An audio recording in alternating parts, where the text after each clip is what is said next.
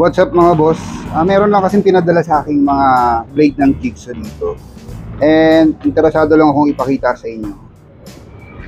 So iba't ibang klase to. Meron tong pang fine cut. Then may fast cut din na mas malalaki yung ipin niya. And meron din tayo ditong reverse cut.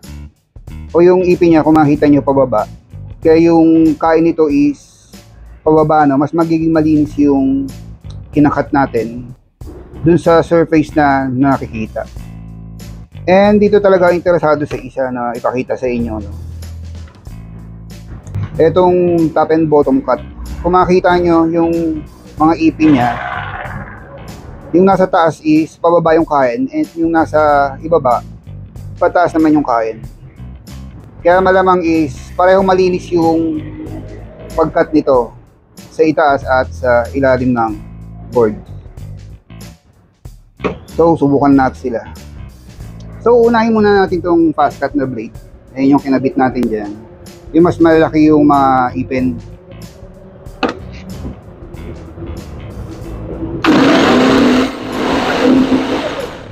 So, kung makikita nyo, no, yung tear out niya is kitang-kita. And ginawa natin pa cross cut against the grain para mas makita natin yung mga tear out. So palitan naman natin to. So ang kinabit ko naman dito ngayon, etong pang fine cut or yung pang fine finish ng wood.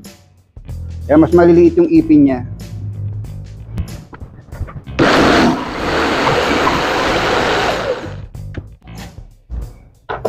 So halos ganun pa rin, no?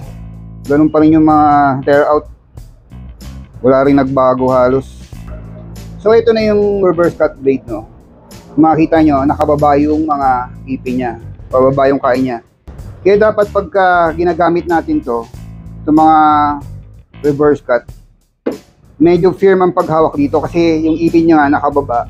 Hindi sa pagbaba ng cutter, pwedeng tumaas yung jigsaw. Unlike dun sa mga normal na up cut, no, pa-up siya, no? Kahit na makain niya yung kahoy ng pataas, no, may support naman na base ng jigsaw. Kaya hindi naman ito bababa. Unlike dito, wala tong support na pataas, na walang umiipit sa hindi sa baba, kaya pwedeng mag-jump to.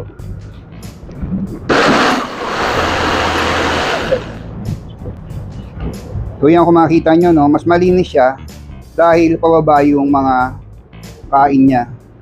Pero mamaya papakita ko sa inyo yung mga ilalim nito. So ito naman, at kinabit ko na yung top and bottom cut. And subukan na natin kung magiging malinis yung cut nito sa ibabaw at sa ilalim.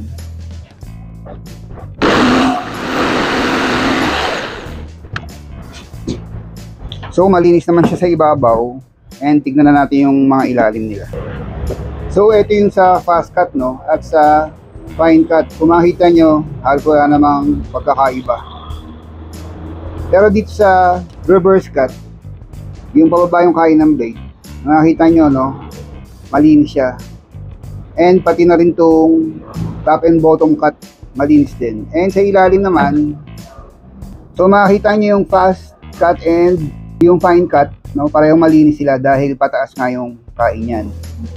Unlike dito kanina, yung reverse cut, no, dito siya nagkaroon ng tear out sa ilalim, hindi dito sa taas. Pero itong isa, no, pareho siyang malinis. Yung top and bottom cut, malinis sa ilalim, and malinis din dito sa ibabaw. So I think that was it. Share ko lang sa inyo ito. Thanks for watching. Keep safe and see you on the next one.